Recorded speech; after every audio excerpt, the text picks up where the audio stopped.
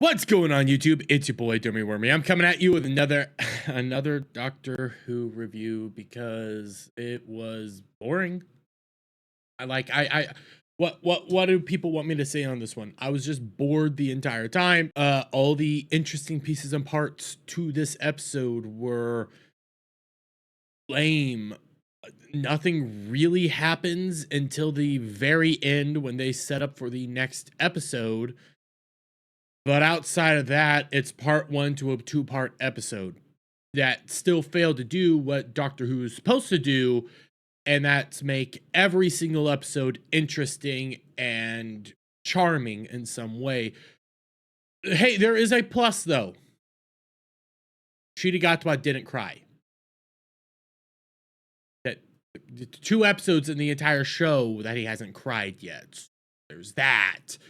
But let's just get into the episode, because again, there's literally not much here to go off of. When we come over to it, we start with the Doctor coming into unit randomly and sitting down and saying hello to everybody. He first greets Rose, of course, because Rose is there now. For whatever reason, I guess because Donna is a part of unit now. I guess Rose is henceforth a part of unit. I don't know how that all plays out, but Rose is there and she's so excited to see the Doctor again and knows all this stuff about the Doctor, even though she shouldn't. I don't get it. I don't get it. Anyways, okay. We say hello to Kate, all things good, and say hello to Robot. Greetings, everybody. We get introduced to Harriet over here, and then our little dwarf guy, Morris, who is our science crippled guy for the episode. Hey, at least it's a guy. So then the Doctor fills them in on what they want to do. We're talking all about the old lady. He fills them in on everywhere they've seen the old lady. Pacific Del Rio, ambulance, painting, then 2 other instances, once as a griffin and the other time as like a machine creature of some sort. You see, like a Borg. That's 100% a freaking Borg right there. And they say, you know, we've been seeing her all across time. She's important. Can you guys help us? And they go like, yeah, we know about her right here. And they show us Susan. Yes, Miss Susan, and she's in charge of Triad technology, which I'll just keep moving it on because it's pretty self-explanatory what happens next. When this gets revealed, the Doctor's like, oh my God, I know what that means. That's an anagram. It spells TARDIS, which everybody was able to figure out really fast. And then as you can see by Kate's eyes over there, it's like, yeah, we all figured that out real quick. Even the military guys, like, even I figured it out. It wasn't that big reveal. Then Morris goes like, yeah, we know it's an anagram. We know it spells TARDIS. You're not as big brain as you think you are. Kind of putting down the Doctor. There's a knock that's kind of crap. And then they showed it further, and it says Susan Triad, and the Doctor's all like, oh my God, that's Susan. That's my granddaughter's name. So, the whole theory that everybody's been having could possibly be correct, that people called from a mile away that old woman was actually Susan the entire time. Shock.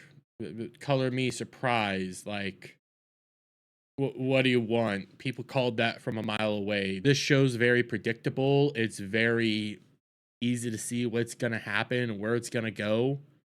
So I don't know what you want. So then, okay, intro. They start trying to figure out more about Susan. They start talking about her.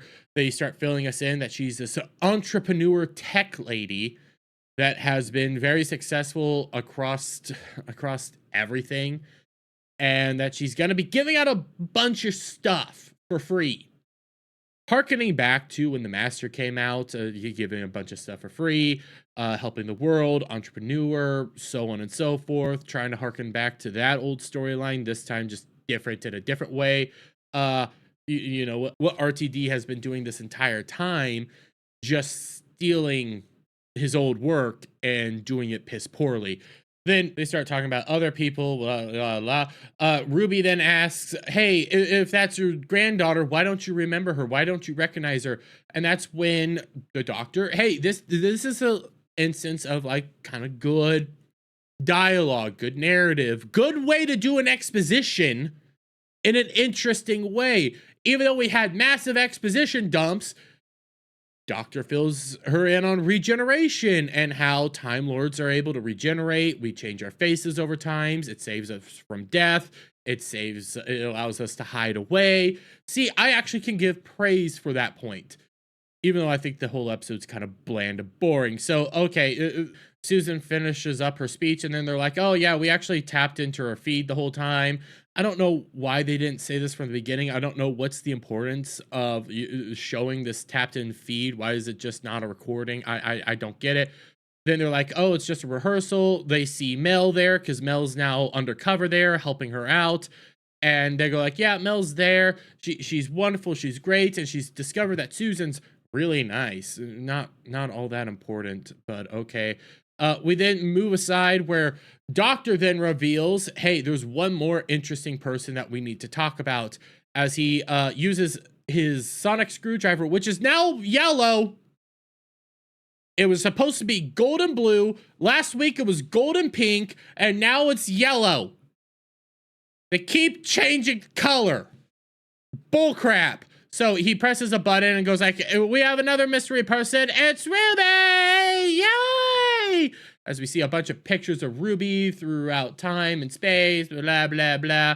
And he's like, yeah, we need to talk about her. She's a mystery person, but it's not really her. It's her mother, because Ruby was a foundling found on Ruby Road Christmas night, yada, yada, yada, yada, la, la.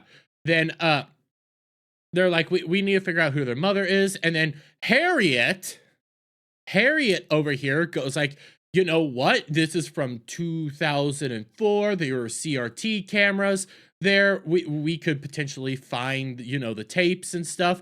It would be very helpful. We could use that and clean it all up. And, you know, and then Ruby's all like, well, we have the footage already. We already got it.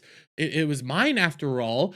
But it doesn't show us anything. It was snowing that night, so we can't see it. And then little short dude, Morris, I believe is his name, goes like, well, we have all this technology. We can clean it all up and help you out. And Ruby starts kind of tearing up and going like, oh my God, we're going to find my mom. As she and Rose head back home to get the footage underneath Ruby's mom's bed, which is in a box. And yeah, and... There's a dumb line here where Rose goes like, they never let me do anything cool. They only let me cover shoplifting incidences. And I'm like, yeah, because you're a kid. I don't think it's a smart idea for you to do literally anything. Although, I mean, there's probably a 47% chance what's going to happen with you anyway. So we'll move on with that one. We go back to Mel. She's doing a whole thing. She walks up to Susan, says, oh, well, we got all these numbers and stuff. And we're going to be awesome. And I'm trying to get the shot right, but she takes a DNA sample from Susan to send back to Unit, because that's the important part here. We hop back over to Ruby and her mom, in which Ruby pulls the footage out, and her mom goes like, this is the legend of Ruby Sunday. And we're finally gonna figure it out. Ruby's all like, this is gonna be awesome and great. Ruby's mom takes a look up at Rose and goes like, you're a part of Unit, you're so young. And Rose is like, I'm a part of Unit because my mom's a part of Unit. And then Ruby's mom goes like, okay, well then I'm a part of Unit from now on. Go pick up Mrs. F from downstairs and bring her up here because we're going together. The Mrs. F is the old lady that was in the first episode that, you know, broke fourth wall.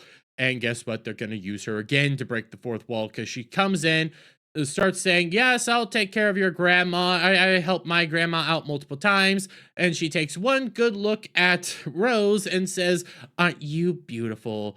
Just looking at Rose, acknowledging how beautiful Rose is and how lovely Rose is.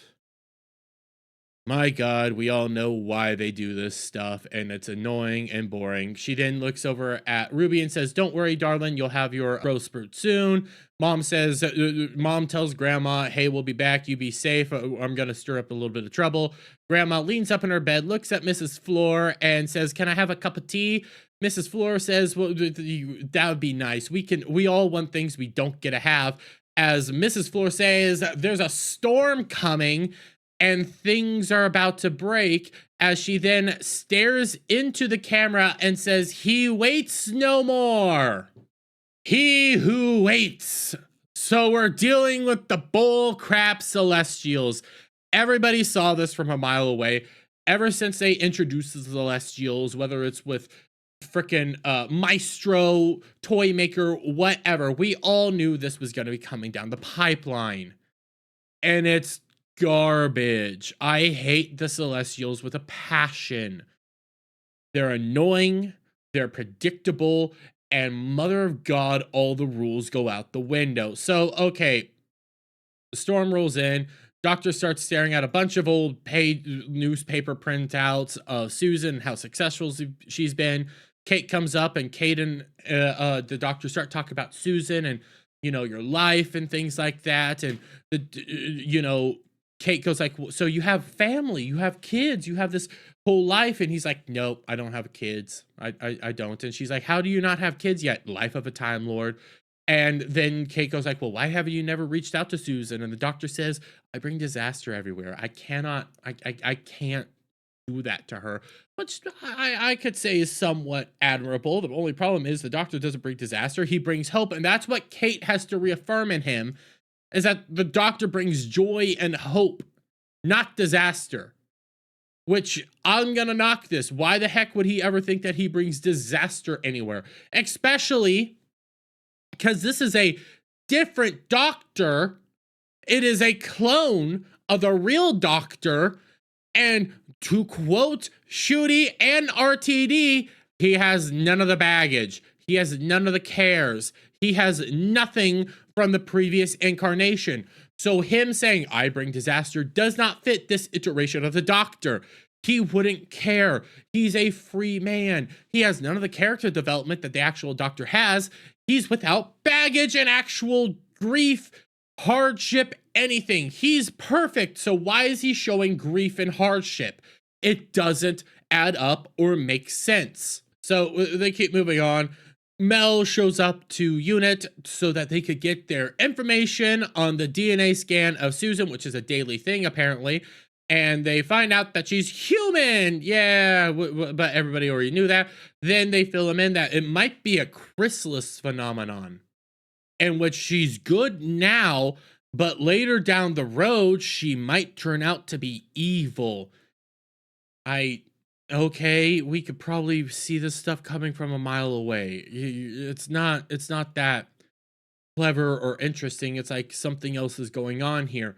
Heck, if it is Susan, the doctor could just say it's a fob watch situation.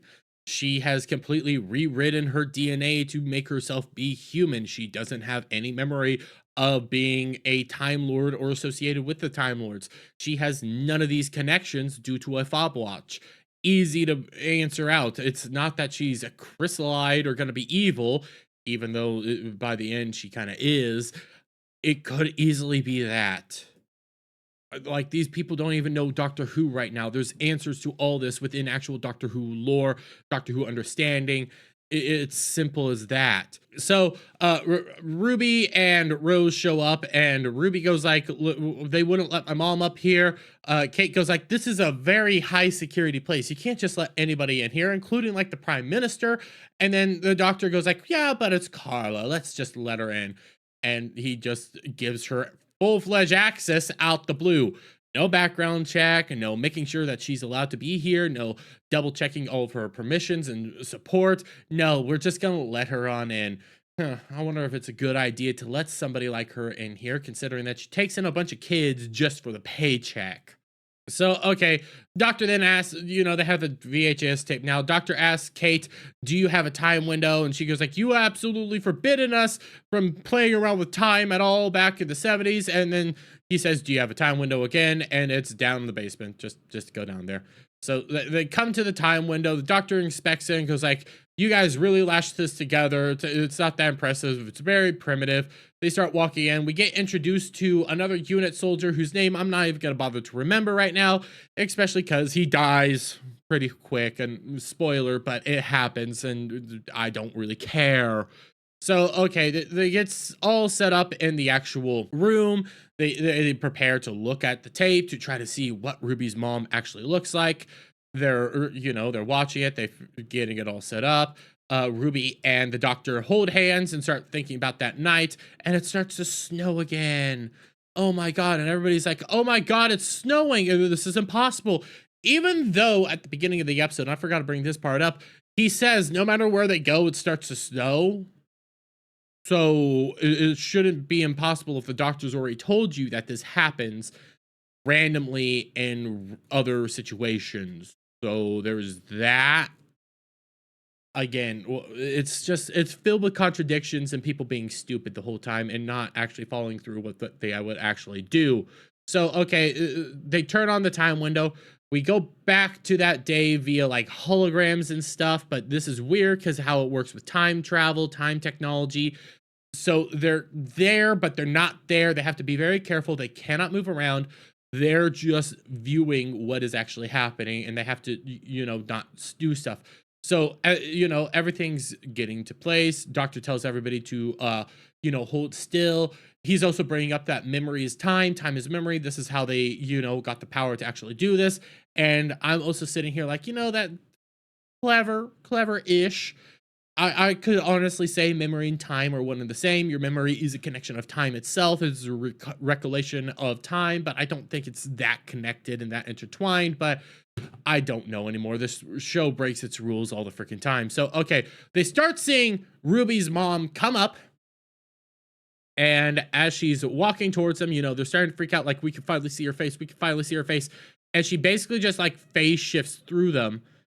And they're unable to see her face the entire time. And they're like, it's like a shadow. Nobody can make her out. What's going on here? We then have the doctor appear because this is harkening back to the Christmas special in which he touches down. He sees this. He then goes to save Ruby, of course. TARDIS is there and he says, man, the TARDIS looks so real and solid right now. But what is the memory of a time machine? Because again, the TARDISes are alive, blah, blah, blah. So then he turns around. We see Ruby's mom is doing something. Some people are saying that she's crying. I don't know if that's for sure because you can only see her from behind. And then Ruby's mom turns around and points at the doctor. And the doctor and them are all like, what's going on? She's pointing at me. Why is she pointing at me? What's happening here? And they're trying to figure it all out. And it's getting so confused, and then they start going like, well, there's nothing there. Like, is there something behind the TARDIS? Is the TARDIS the thing that is the problem? Like, what's going on here? So they send military guy, after telling everybody, don't move, you have to be very careful. Military guy with his gun out in this weird hologram thing. So I don't know what the rules are for this. I don't know what's happening here. He starts walking after being expressly told not to, but then doctor says, oh, screw the rules, just go and do it. And moves position, says, hey, we don't see anything behind the TARDIS, but let me get another angle. Dude walks behind it. Ruby's mom starts to leave. The past doctor starts to leave. And then everything gets sad and depressing because Ruby's crying. Nobody got to see his mom. Then Morris comes by and says, hey, doctor, if this is a memory of something, then what's that? As he's pointing behind them, and we see weird fog monster. Welcome to Hollywood, Disney, everything. Weird fog monster that destroys everything. Congratulations. So weird fog monster starts to growl and make weird noises, and they're like, "What? Where's military guy? Military guy, where are you?" And they're calling out for him. They don't know what's going on. Then Ruby says something like, "Can you hear us?" And then the military guy finally responds back, says, I'm lost. It's so cold. He sees right into my soul.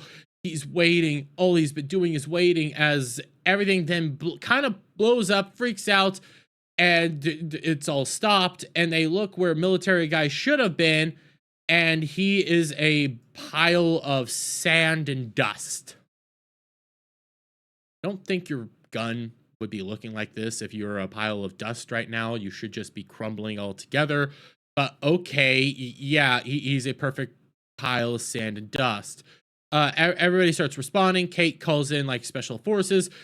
Doctor then says, Mel, take me to Susan because I need to see her now. So that's what they do. He goes to S Triad, gets all set up, and then starts freaking out, punching the wall out of really nowhere, and starts pouting. Now, he doesn't cry, but he does have a freak out moment. He goes like, I killed them. It's all my fault. And Mel tells him, oh, buck the heck up. You're doing this. You're a hero now, so you need to buck the heck up and let's get this done. They then cut back over to Unit, in which they are analyzing the VHS tape again, going through it, figuring it out, and they take a note that before the fog monster wasn't there, the fog monster is there now, and they're trying, they're like, okay, well, we're going to analyze it to figure it all out, and that's what we're going to do. Harriet goes like, this is my specialty, everybody gives me powers. We then cut over to the doctor meeting Susan, and it's like, oh, yay, yeah, oh, it's great to meet you, you're wonderful. Hey, Susan, can we talk for a little bit? No, but I have to get this done because I really want to sleep after this because I keep having weird dreams. I'm not getting good dreams. And the doctor's like, we really need to talk. And she's like, I can't, sorry. So then the doctor starts saying, hey, do you recognize a girl named Lindy? Do you remember being an ambulance? Do you remember being all this stuff? And then Susan starts looking at him like she remembers all this. Like it's really disturbing, like what's going on. He knows that they're remembering, and they have to continue on. We hop back over to Unit, in which Harriet's, trying to figure this out. And the way they solve everything is by putting it in reverse, playing it all backwards. Rewinding the tape is how they solve what is on the tape now and what the fog monster is. And it's dumb. It's kind of dumb for how they do this. Just reverse the tape. Okay, I guess. They're all shocked. Everybody's, realizing what it is. And it turns out that on the tape, in reality, it's a TARDIS. Yeah, the fog monster is the TARDIS. So what's going on? People are starting to react. And in that moment, the TARDIS starts to groan and freak out. And the doctor's like, it's made that noise before. And it's like, what? We are in the trap. We're trapped. Something bad's happening. Doctor tells Unit to take all non-essential staff out of the room. Susan starts her little speech to everybody. I guess she's talking to the UN. It's weird. Everybody starts clearing out the Unit room. We start seeing what it is. Robot dude ends up literally scanning the TARDIS, and they go like, we see a life form. And the problem with that is the TARDIS is also a life form. So if you scan the TARDIS, you're going to get life form signatures and readings. So I know what they're trying to set up here. The big scary monster thing is actually here this whole time. But my biggest issue with all this is, but if you're scanning the TARDIS and you discover a life form, you're going to discover a life form. The TARDIS is a living being as well. It's a living creature. So it will have a life form here. You're not doing anything new or groundbreaking. Heck, this little dust life form style signatures that you're going on right here also seem like could just be coming from the TARDIS itself. I know I'm poking hole. These are plot holes here. These are serious contradictions that if you actually know Doctor Who lore, like Russell T Davies should know, you know that you could answer this stuff away. You could explain this stuff away. I know the story doesn't do that, but come the heck on. The contradiction after contradiction. So, okay, everybody starts leaving. Susan starts, talking about what she's planning on doing. And my God, it's also her company, S-Tech or Su-Tech or whatever it is. TARDIS Tech, whatever. It's so dumb. The parts of her speech that we do get, they call all big tech evil, lying, manipulative people that cause riots, harm, and everything, all for a profit. but no more. We're giving this stuff out for free. I don't know what she's giving out for free. I don't know what her company is actually doing, but she's giving out a bunch of technology for free. Everybody starts freaking out. Weird things are happening. And then you start hearing a voice speaking in, a deep, dark voice speaking into Susan's head. And Susan starts having issues. Kate then, is getting positioned. People are starting to recognize, like, people start seeing how Susan's kind of breaking down. She starts talking about, I saw that man, my dreams, I'm all these different things. And Kate says men at arms, turns around, asks, whatever the TARDIS is to show itself. And then Harriet starts talking weird as if she's being possessed, saying, he's the one that howls in the void and blah, blah, blah. All like supernatural craziness. People are starting to freak the heck out.